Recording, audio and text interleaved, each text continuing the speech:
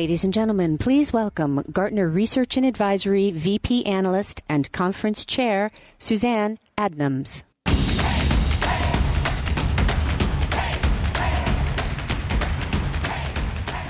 Good morning, everyone. As chair, it gives me great pleasure to welcome you to the inaugural Gartner IT Symposium-Xpo here in Canada.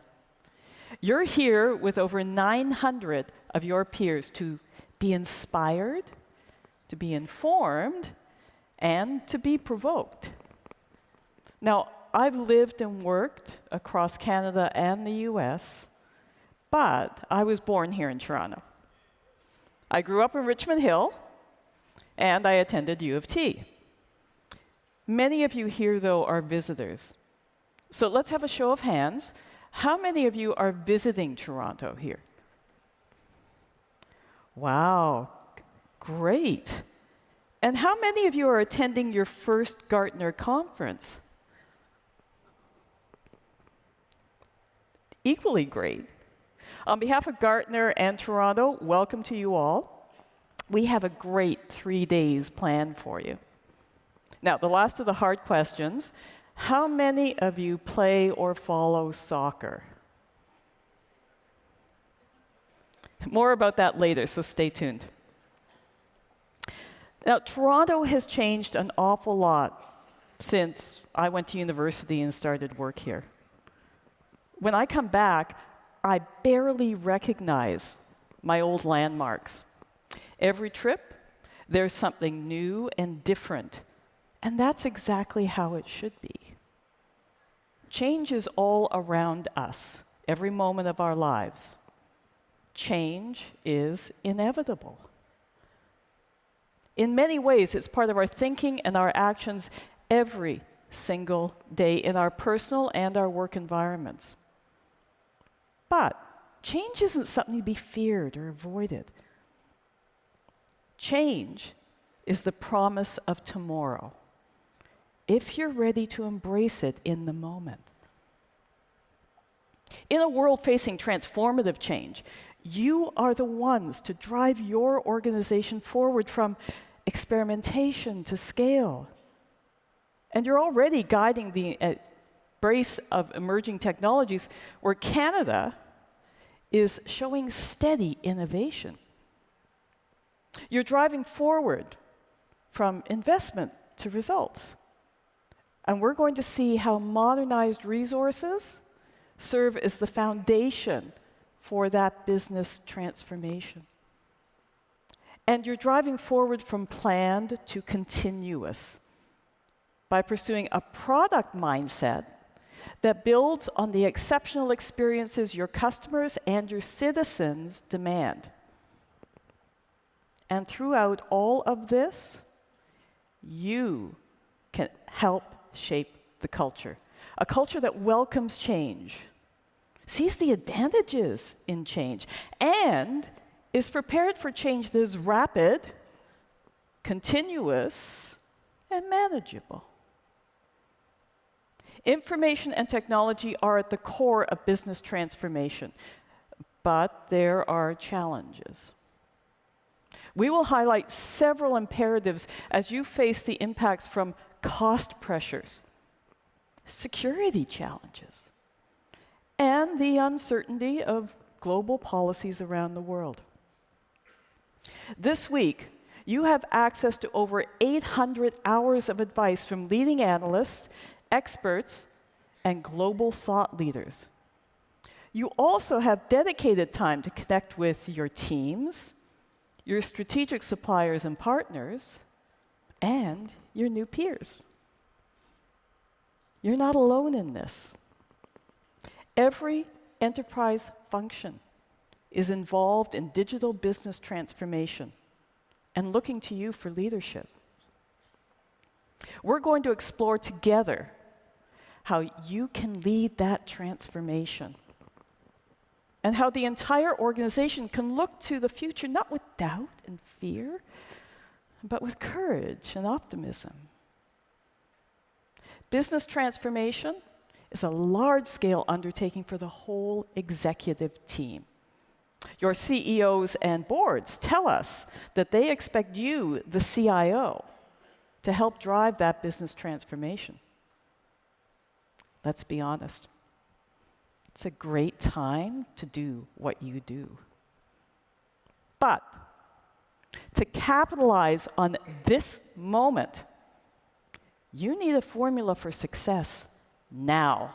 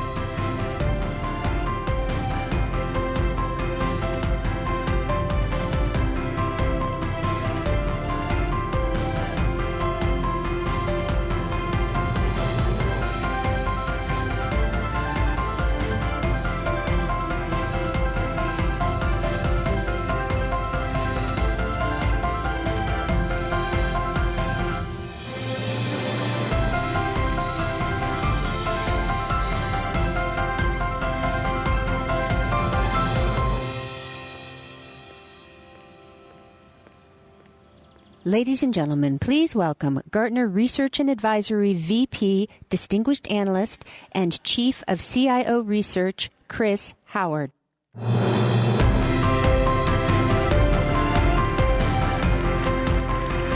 Thanks, everyone. Bienvenue. Add to that rather fancy title, Blue Noser, and you know everything you need to know about me. Essence of who I am. But welcome to What's Next. I want you to think about the last 5 years of your career and all the incredible change, transformation that's taken place, maybe even over the last 2 years. I want you to picture those curving paths that you've had to navigate personally and organizationally.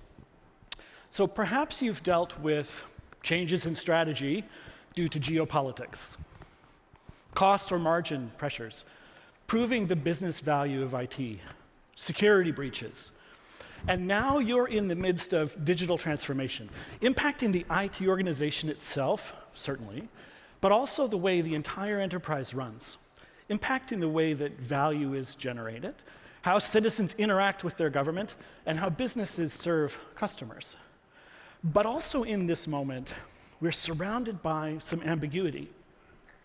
Canada's long-term partnerships are in flux. A new NAFTA is being ratified. Maybe. Trade wars are heating up. Canola seed is piling up. Even the NBA finals are being played in Toronto.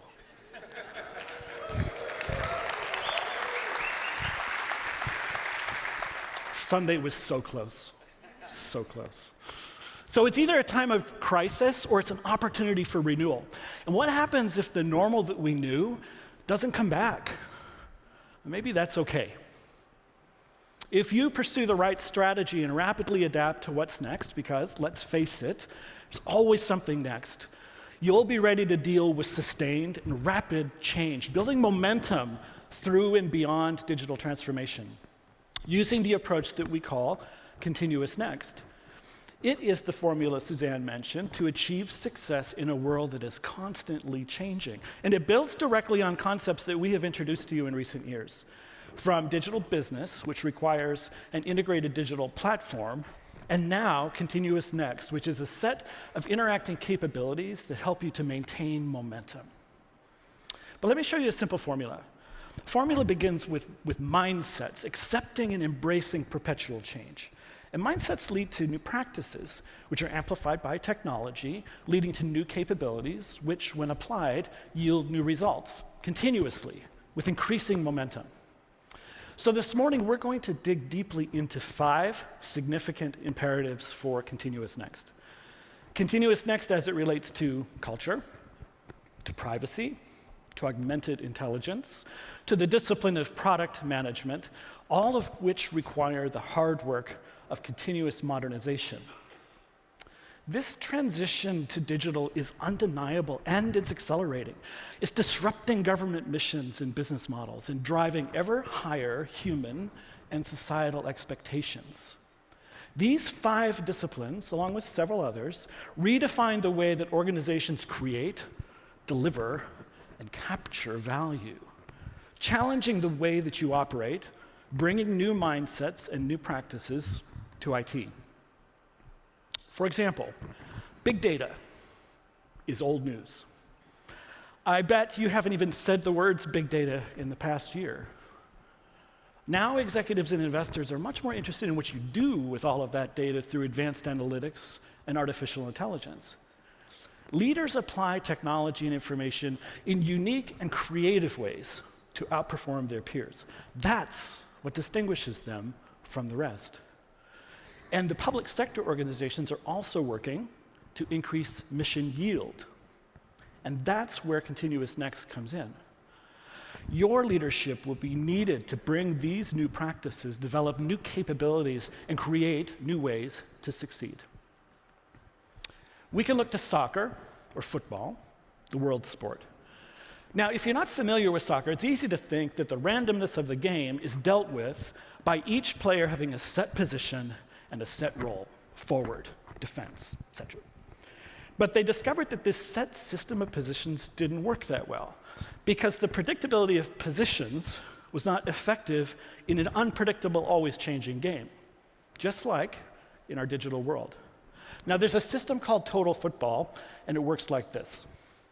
When an athlete receives the ball, they become the leader for that moment, shaping then how the team will move forward. And at the same time, all of the other players support and trust that leader. Teammates shift their own positions to shut down opponent attempts and to open up new opportunities. Now, it sounds easy, right? Everybody's a leader. But think about staffing that team. Basically, you have to hire a team of 11 captains who can play any position at any time. And even the subs are hired to be captains. And leadership changes to where the action is. The versatility of the players is critical. And that ecosystem must constantly support a shifting center of gravity where leadership is shared. These are the hallmarks of total football. And they should be the same for any organization dealing with the digital world. Like these athletes, good business leaders, they guide their teams and their entire ecosystems to shape, to shift, and then to share. These have become strategic principles for leaders. But how do you do it when resources are constrained and organizations are so hard to change? The secret to getting through this transformation lies in those 5 significant imperatives: culture, privacy, augmented intelligence, digital product management, and continuous modernization. So let's start with privacy and data security, specifically here in the Canadian context. Gartner believes that Canada is a global leader regarding privacy regulation. Canada takes privacy seriously. So here's a basic tenet of PIPEDA. Once an organization collects data, that organization is now fully accountable and responsible for its protection. Well, that's straightforward. Lots of implications there. And of course, PIPEDA and related regulation provide lots more detail. Now, regulation is about effective control, yes, but it also causes tension during innovation. And principles like this must be designed into your new business models, many of which rely on the frictionless flow of data. In ContinuousNEXT, privacy and data security techniques continue to evolve. So I imagine some of you are using Gartner's CARTA framework to detect and attract threats, to act on them, and to learn, continuously adapting the operational security response. So you're familiar with DevOps. Well, this, what I've described, is DevSecOps. Now, increasingly, privacy, trust, is power. And that power is shifting because the public view of privacy has flipped. There's rising skepticism in consumers and citizens. What's next for privacy? For the first time, a sizable group of citizens, consumers, and employees are not willing to give up security, safety, and peace of mind in exchange for convenience. We imagine a future that's not so far away, where individuals retake control of their information, sharing only those aspects of their persona that are essential for their goals. 73% of marketing organizations are rethinking the way that they look at customer data, in part due to new regulation. Governments, businesses, and citizens are taking action. So even though you can derive incredible value from data, you must also protect privacy to reduce risk. And finding that balance is getting more challenging. As a CIO, you have a mandate to maintain data protections on this sensitive personal data. And this typically means having somebody on your team that's in charge of privacy that is the liaison to the chief privacy officer. It means detecting and promptly reporting breaches, but it also means ensuring that individuals have control of their data. Yet barely half of organizations have adequate controls in place, and many auditors don't even know what to look for or how to do it. Another significant imperative for ContinuousNEXT is augmented intelligence, which is the logical step beyond artificial intelligence. Here in Canada, you're on your way. So your existing uses of AI include fraud detection in real-time data, lots of chatbots, HR resume screening, even computer-assisted diagnostics, which increase the accuracy of healthcare decisions. Now, these uses are the on-ramp to more sophisticated augmented intelligence. So, now imagine that chatbot becomes a therapy bot. It joins forces with a differential diagnosis algorithm. And together, these agents sit on an emergency response line with a human operator. The AI agents are augmenting each other, the patient, and the emergency responder, shifting towards a new way to treat a crisis. Together, as in the case of Cordy's orb and triage agents, they're actually able to predict cardiac arrest over the phone with better accuracy than the human alone. AI is central to Canada's innovation agenda. Canada has a leadership advantage in 3 areas: in research, supporting the AI startup sector, and in policy development.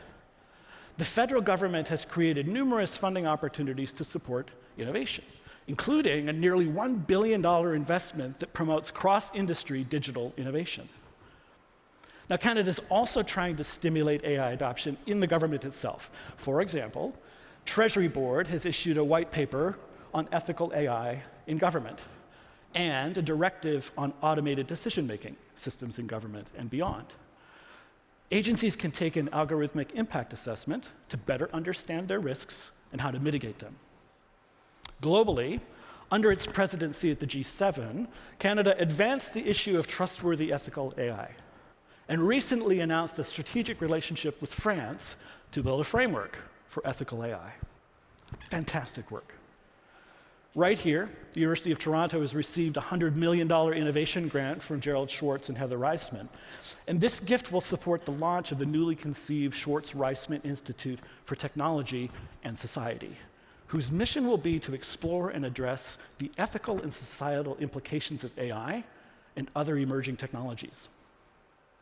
AI itself is a broad collection of technologies that span multiple domains, usually mutually reinforcing, tackling a wide variety of the most difficult problems. Now, they work not as programmed technologies, but as learning systems that rely more on data and human reinforcement than on programming. As these systems become more capable, they also become more opaque. So today, our use cases are very open. The machine learns based on models that you define. The result is fully testable, inspectable, and understood before deployment. And maybe the more comfortable we get with the decisions of the machine, the blacker the box becomes. We trust it. But should we? Does it have agency? Even the blackest box must be kept in check by constraints that we define. Right now, the Canadian federal government is working to stay ahead of unintended consequences posed by the increasingly opaque world of AI. So let's keep the pressure on. Let's shape how Canada engages with AI. By 2021, we expect that AI systems will answer questions better than humans alone. And I personally hope that this becomes true. You see, in March of 2017, I was diagnosed with non-Hodgkin's lymphoma, which is a common but super aggressive cancer. And the diagnosis took an excruciating month, where it could have just been a few minutes. You see, in the US, probably like here as well, many primary care visits are handled not by doctors, but by advanced practice registered nurses, or APRNs. Makes sense, this allows the office to scale. And for regular care, this works just fine. But not everything is regular. So my APRN, she was new to her role, and as my systems presented, she dealt with them individually. So medications were prescribed, basic blood tests were ordered, and I got sicker.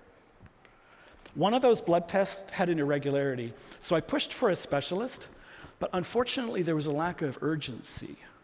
My APRN, she wanted to wait and see. But I eventually got an appointment with a hematologist, and she ordered new tests. And within 30 seconds of seeing the results, she knew it. Cancer. The big C, as my friend Mary Masalio called it at the time. It had progressed aggressively while I was waiting in the weeks that had passed. Treatment had to start immediately, or I would be gone in a matter of months. Yet here I am. And fortunately, it has all worked out fine for me. Thank you. Just over 18 months clear. Treatment really worked. But I wonder, what if the APRN had augmented her intelligence with the vast array of medical knowledge available to an AI assistant? That may have reduced my family's anxiety, certainly mine. I was lucky. Other friends have not been. One day, practicing general medicine like this without consulting an AI system might be considered unethical, maybe even illegal. Does AI replace the medical professional? No. It augments their skills, their experience, their capabilities. But this really does get to the core of public anxiety about AI. Will machines replace us? Will human expertise weaken? Who or what is responsible for a bad decision? Now, while the most repetitive jobs can get displaced, people are adapting. They are extending their capabilities. They're creating augmented intelligence relationships, putting workers side by side with advanced AI systems, processes, robotics. And along the way, those jobs become more impactful, more useful to patients, customers, citizens, employees. Organizations adopting AI today often let workers keep their jobs, albeit in a new form, even making those jobs more meaningful, more rewarding. AI augments the abilities of people and vice versa. This allows people to focus on conversation, connection, empathy, uniquely human strengths. AI frees people to be more human. We can shift attitudes from doubt to willingness. We can prepare the workforce for a new future where people do something more impactful than just rote or repetitive work, where they become digitally fluent. But you must also set realistic expectations with your stakeholders. There are lots of AI platforms out there for you to use, but the projects are complex and they take time to produce results.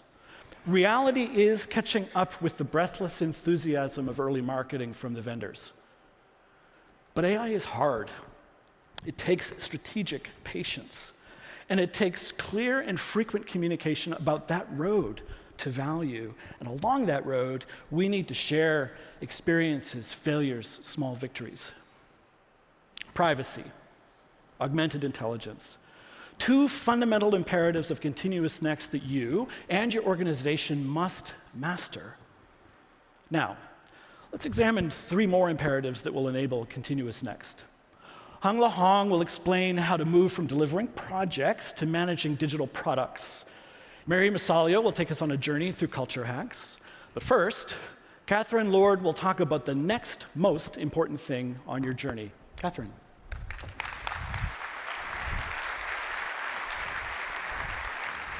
Thank you, Chris. I can imagine many of you are overwhelmed. Everywhere we turn, we're bombarded with new approaches and technologies. Digital, agile, bimodal, transformation, DevOps, AI, IoT, each arriving with more hype than the last. I started my career in Edmonton, Alberta 29 years ago, and I can't personally remember a time where there's been this much pressure to change. It's not the most exciting place to be. It is actually exciting. Maybe not comfortable, but it's the most exciting place to be as well. I'm going to talk about the next coolest thing, the biggest thing, wait for it, legacy modernization. Maybe that doesn't feel new. Perhaps you don't want to talk about it. But we need to have this conversation. We must change the conversation. See, this is no longer about working with legacy infrastructure. This is a conversation about modernizing the core to support you and your organization's ambition. This is not a finite one-time exercise. It must be continual. It will be dynamic. Modernizing to shape change and drive digital transformation, an effort called continuous modernization. But I can hear you now. How do I do this with no additional headcount? How do I do this with time constraints, talent constraints, cultural constraints, funding constraints, which, let's face it, that's often the big one. How do I do this and keep our enterprise safe, reduce risk? Perhaps you feel like you haven't made any progress. But based on our data, you've done some pretty great things. As a country, we are embracing cloud. In fact, Canada is second in terms of global spend. We've started to pursue DevOps for agility, and over half of Canadian organizations are well on their journey. And 36% of you have completed the modernization of your core systems. You are on the right track, shaping the future, shifting towards new possibilities, and sharing what works. But look around the room. Only 1 in 3 of you have renovated your core. Only 1 in 3 of you have realized your moment to do something big, to look beyond limits, reach for better performance and results. Wawanesa Insurance has undergone a significant transformation, including a phased core replacement of their policy and billing system over the past 6 years.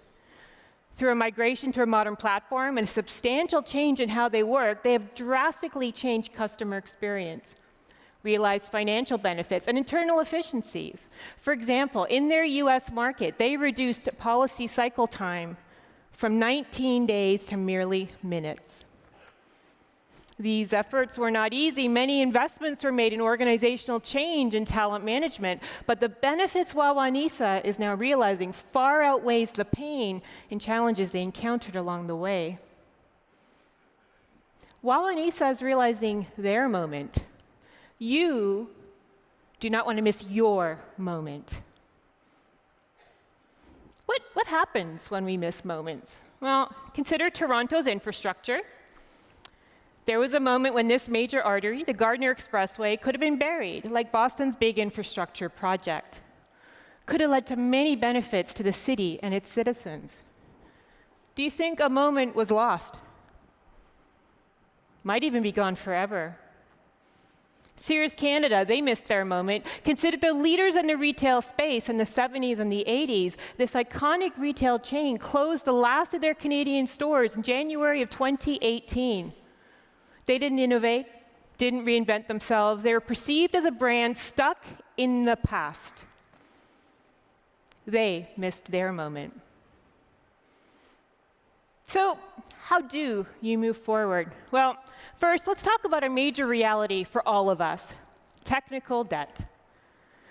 You know how it weighs on an organization. It's heavy, it's complex, it's wasteful. It holds you back. Many of you have made great headway trying to manage this debt. But without this core renovation, you won't get where you need to be. Whether it's your core banking system, core policy admin system, core merchandising system, this core becomes your platform. Let me say that again. This core becomes your platform. This is the moment where continuous modernization shapes your future, transforms how you do business. So make your move. And for those of you in public sector, you need to do this too, as digital waits for no one. The New Zealand Tax Authority recently underwent a journey to modernize their core systems and have successfully transformed how they do tax administration. Capital One, 7 years into a massive digital transformation, embracing public cloud, they're well on their way to migrating all applications and data. They expect to exit data centers by 2020. Leveraging modern architectural standards, open source, agile practices, and mindsets, they have comprehensively reinvented how they work with a laser focus on innovation for their customers.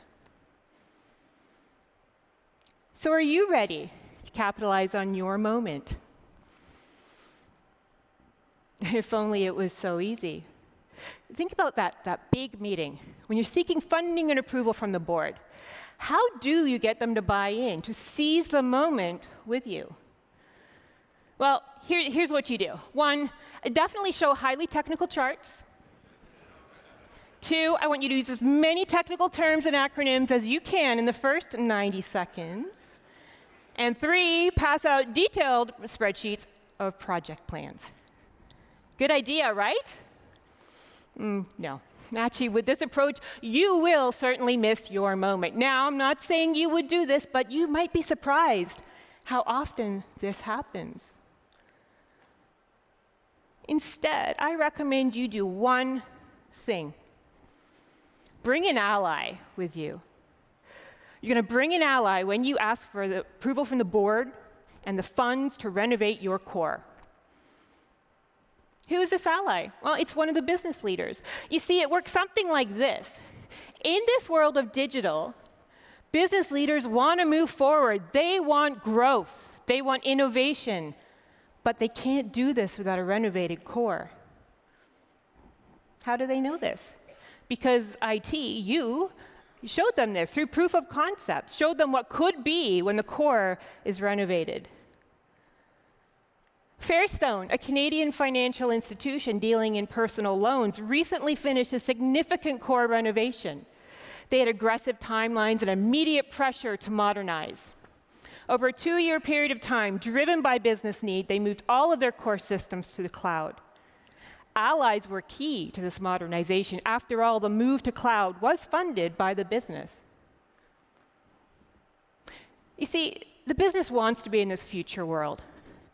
Their customers need them to be in this future world. And when you go to the board with an ally, they will sell modernization for you. And all of a sudden, it's no longer a technology funding question. It's a matter of moving the business forward. And once other business units start to see the results, things start to shift, and no other partners want in. Enterprise leaders want this renovated core. You will realize momentum. Bring an ally. Imagine the possibilities. Do you want to be in the 10% of your industry that's lagging? Or the ministry that's unable to fulfill its mission to its citizens? It's time for some serious self-reflection. Ask yourself these questions. Are you avoiding the moment due to fear? Are you so buried in details you've lost sight of the big picture? Are you ready to take that leap, to realize that full potential? Can you afford not to? So how do you make the leap to continuous modernization? You must shape a different type of relationship with your business. You must be in lockstep with your partners side by side. Shift your mindset towards your legacy infrastructure, recognizing the dynamism that is central to a continuous modernization effort. And share your insights and new perspectives with your leaders, your allies, your teams. A renovated core technology platform, continuously modernized, will springboard you forward into the next phase of your ContinuousNEXT journey. You are about to drive deep change, change that will help you seize your moment.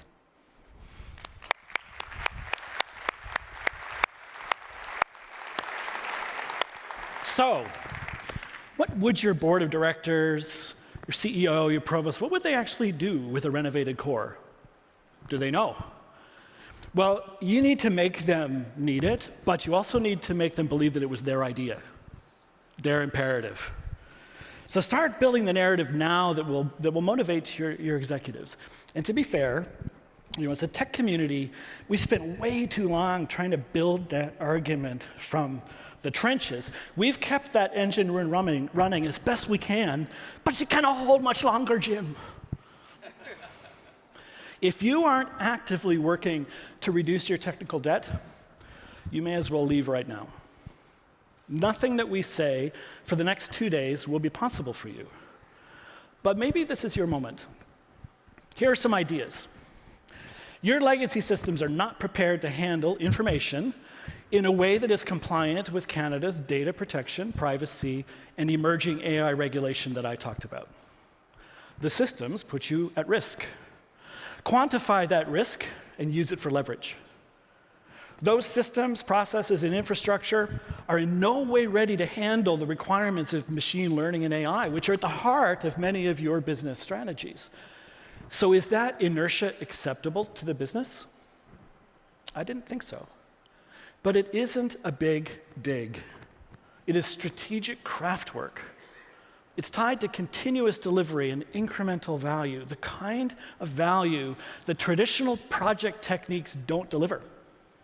We need a different way. Pourquoi faut-il qu'on modernise nos systèmes de base? Why must we modernize our core systems? Pourquoi ne faut-il pas manquer le moment dont Catherine a expliqué, that critical moment? Because it's for them, our customers, et nos employés. A modernized core is a platform upon which we can better build products and services at a pace that our employees and customers want. Desjardins Group, a leading cooperative and financial services group in Canada and the 5th largest in the world, they understand this. Their insurance subsidiary is the 3rd in Canada.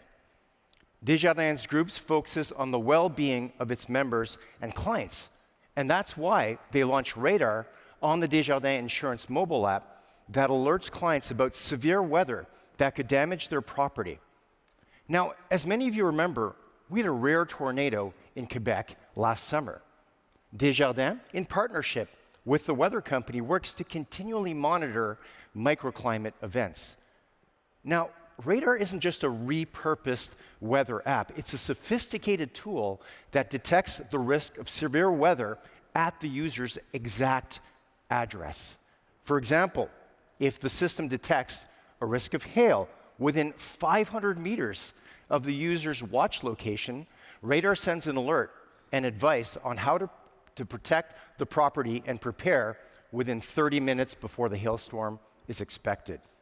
Radar sends alerts when there's a risk of hail, windstorm, heavy rain, hurricanes, tornadoes, and very soon, wildfires. And if there's property damage, clients can use the app to file a claim. The result?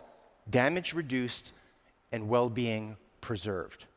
And on top of that, it's free. Any industry can have its products and services digitally revolutionized, even shipping containers. Orient Overseas Shipping and Container Line, or OOCL, is headquartered in Hong Kong and is one of the world's largest container transportation companies.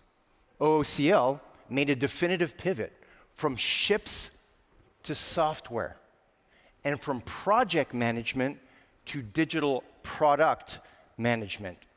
They started by creating internal services to make shipment bookings and customs filings using data and analytics. OOCL realized these digital services could create value to the shipping market via external products and services. And this led to the setup of the OOCL sister company, CargoSmart, a software-as-a-service platform solution provider to serve both internal and external customers with information about shipping and analytics and routes and vessel locations and cargo tracking. OOCL had the will to succeed, a desire to innovate, and a determination to redefine their industries. And the way that they started was with a product mindset. This shift in mindset is the beginning of the journey to become product-focused. We call this approach digital product management. Digital product management is a core imperative of the ContinuousNEXT. And if you don't start soon, you may never catch up. Now, take a look at our 2019 survey. CIOs of top-performing organizations are twice as likely to be doing this product-centric delivery. And it starts with what Catherine talked about. You need to modernize your core. Now, if you've ever attended Gartner conferences in the past, you'll recognize the digital business technology platform.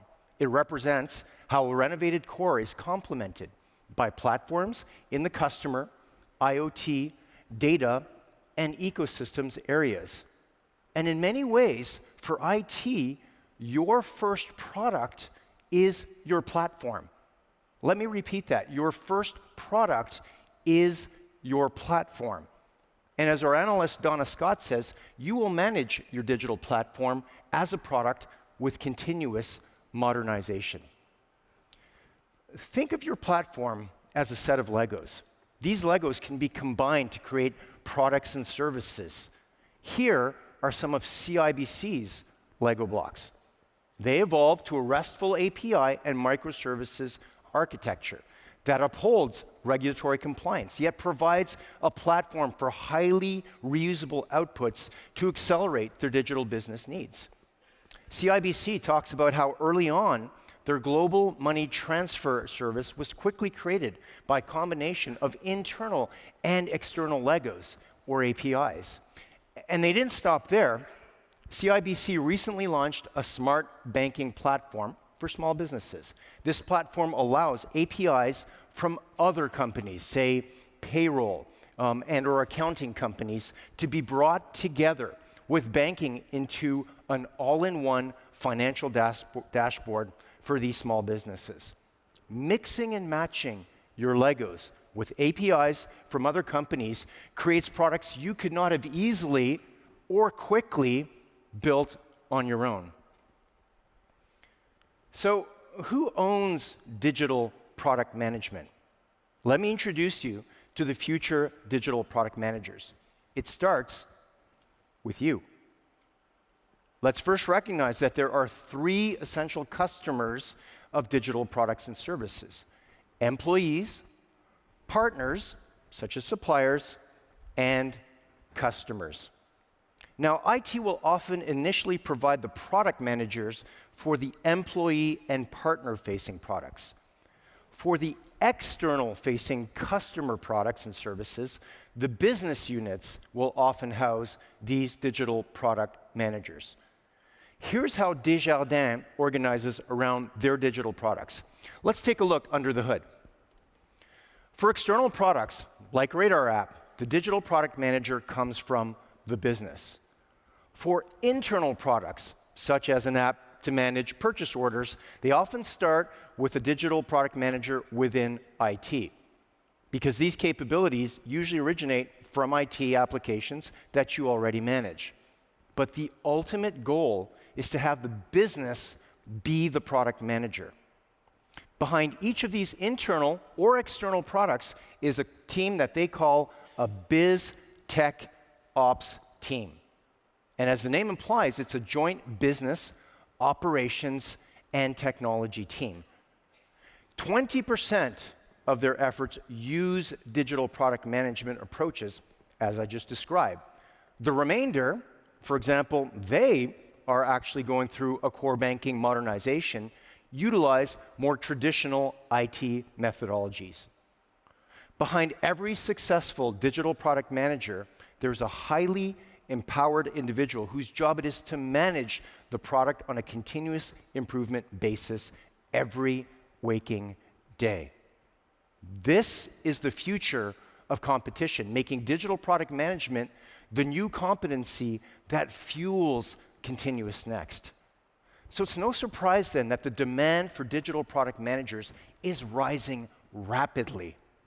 Leading organizations are placing people into the new pivotal role of digital product manager and the supporting team structures. When your digital product managers start to arrive, your whole organization will begin to act, look, and feel more like a software company, a digital company. So what do you need to do? Shape your organization by preparing it for digital product management. Start small with external customer-facing products, as it's normal to have product managers for these types of products. Then shift the mindset of IT and the business to a product-centric focus. And finally, share the digital product management approaches to all parts of the organizations, taking the learnings from outside-facing products and applying them to the internal products. Chris? Thanks, Hung.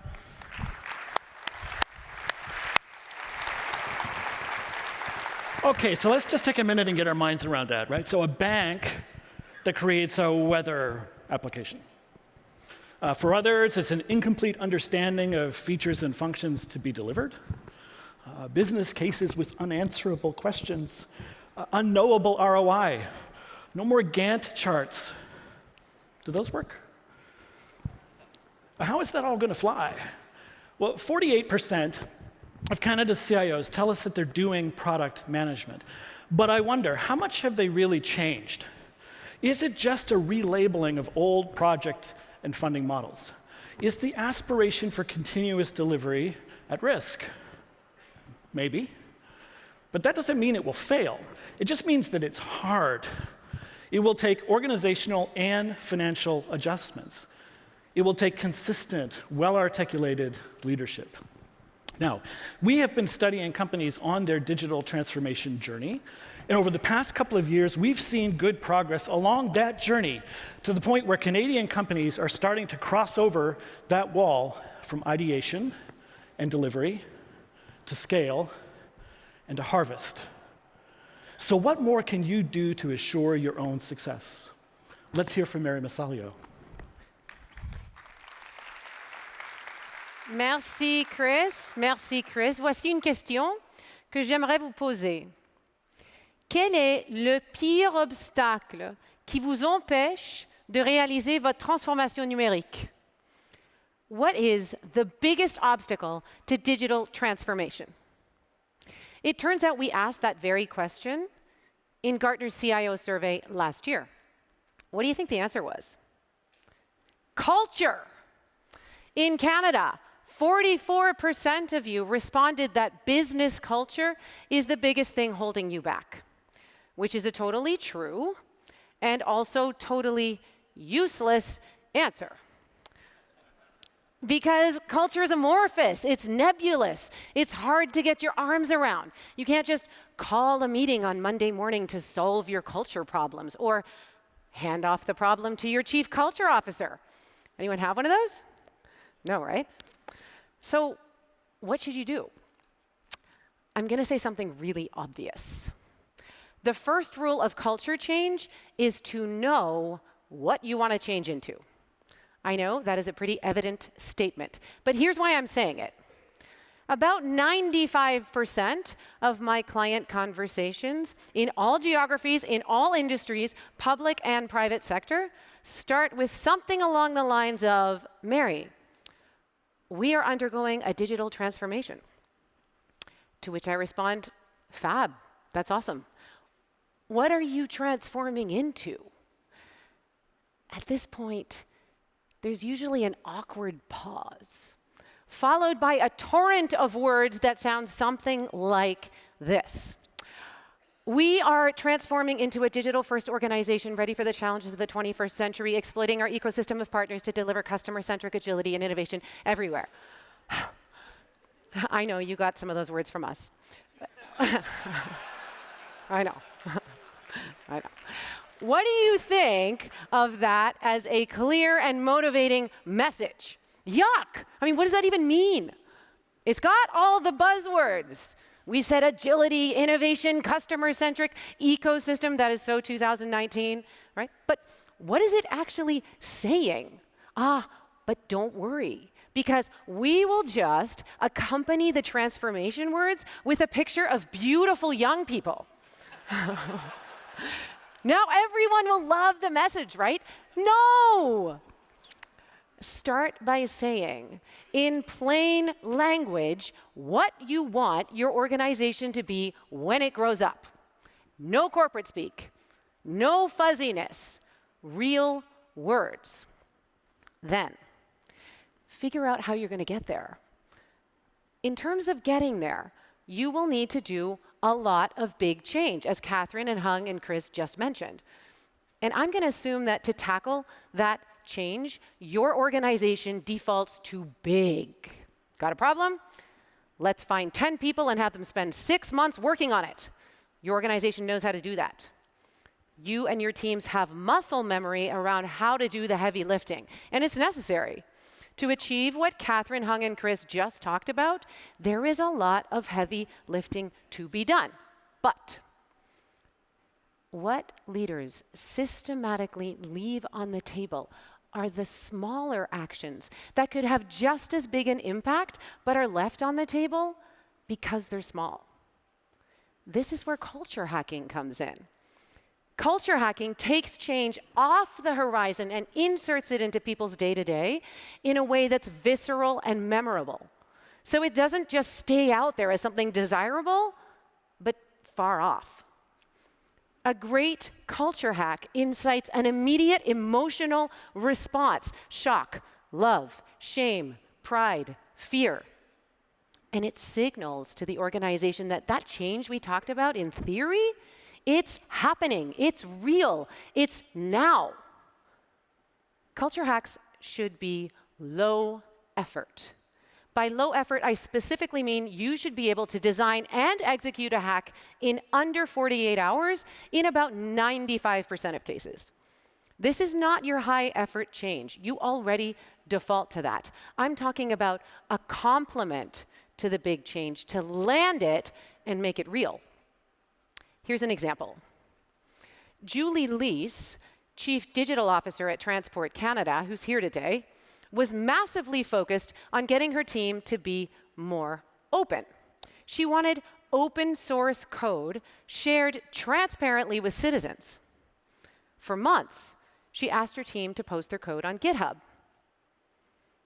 Nothing happened. The teams had never done anything like that before, and no one wanted to go first. After months of politely asking, Julie did a hack. She sent out a message to everyone that the first team to post their code on GitHub would get free pizza. Within 24 hours, there was code up on GitHub. Now, I'm not saying that pizza is single-handedly going to solve all your problems. Order pizza and your transformation is complete. Don't we wish it were that easy? What I am saying is that it took a hack offering pizza to trigger the beginning of the start of the very first step that Julie wanted. Here's another example. Alex Benet, the CIO of Canada, is shaking things up in the federal government. He wants government to be more responsive and more agile and more focused on citizens. Alex and his team are instituting all sorts of change, such as the world-leading AI government framework that Chris mentioned earlier. Along the way, Alex is aiming to avoid long, gargantuan projects in favor of smaller, more nimble ones. And he's been hacking the culture to get there. For example, he's instituted a couple of mantras that are pithy and memorable reminders of what the government is here to do. Mantras like, do the thing, to get everyone focused on execution. And open by default, where everyone's performance appraisal hinges on how open and transparent to the public they're being every day. To get open by default going from the front, Alex had to do his own culture hacking. At the start of his tenure, the higher-ups wanted to vet everything he presented, which slowed things down and made everything less transparent. So to get around this, Alex did a hack. He started making PowerPoints that were just pictures, no text. So there was no content to vet. Sometimes it's the little things that keep change winning against the armies defending the status quo, like the VP of Customer Experience at a Swedish manufacturing company, who walked into a meeting with an egg timer. You know, one of those plastic timers with the dial that you turn and it goes tick, tick, tick, tick. So the VP of Customer Experience shows up for the meeting, puts the timer on the table, and sets it to 15 minutes. And people in the meeting are looking at him funny. And he just says, "No worries, please proceed." After 15 minutes, the timer goes off. Ding! There it is. The VP of Customer Experience got up and prepared to leave. And the members of the meeting said, "Sir, the thing is, we really had a few more things we wanted to share with you." And the VP of Customer Experience responded, "I've been in this meeting for 15 minutes. No one has yet used the word customer. I'm struggling to see the value." That's a hack. It's low effort. He just walked into a meeting with an egg timer. It incites an emotional response that's memorable, and it signals to everyone, hey, that idea of customer centricity that we always talk about, this is how it gets inserted into the day-to-day. Here's a final example. Let's say you want the meetings in your organization to be more useful and less soul-destroying. I mean, who could possibly want that? You have a siloed culture where people don't pay that much attention to other people's areas.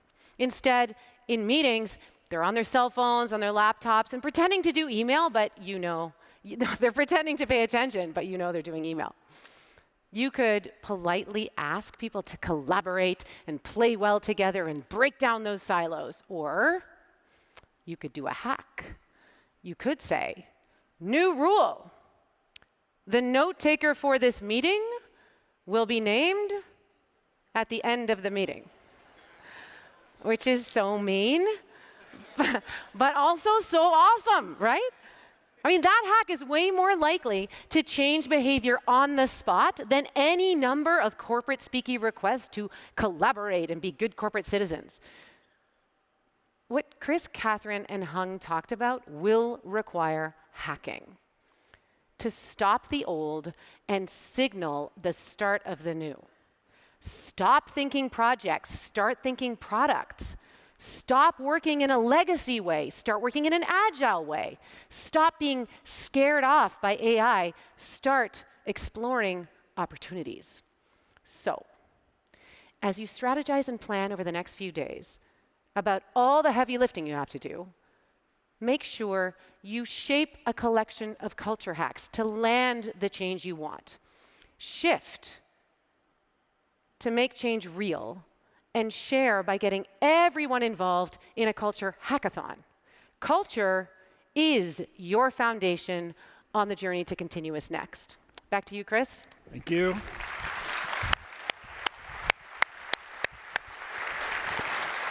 Okay, so we've introduced a lot of ideas and concepts to you this morning, intentionally, to guide you into the rest of the conference. Even in a world that's constantly changing, you can prepare your organization to proactively deliver what's next, continuously. ContinuousNEXT is that formula for success through digital transformation and beyond. To shape, to shift, and to share, to bridge that gap between mindsets and practices. Cultures can change because people do adapt. As Mary said, hack your culture. Guard your customers' and citizens' privacy as fiercely as your most important assets. Build augmented intelligence capabilities where your human resources and artificial intelligence work together to make a greater impact. Pivot from delivering projects to managing digital products, and renovate your core technology platform, continuously modernizing it to support the highest value business outcomes. Your ability to impact the very basis of citizen engagement and value creation has never been greater. You can literally guide your organization to the future because technology is now embedded throughout your enterprise. So what do you want to accomplish personally and for your organization? There will always be a next, continuous next. Make it real, make it yours in Canada, seize your moment.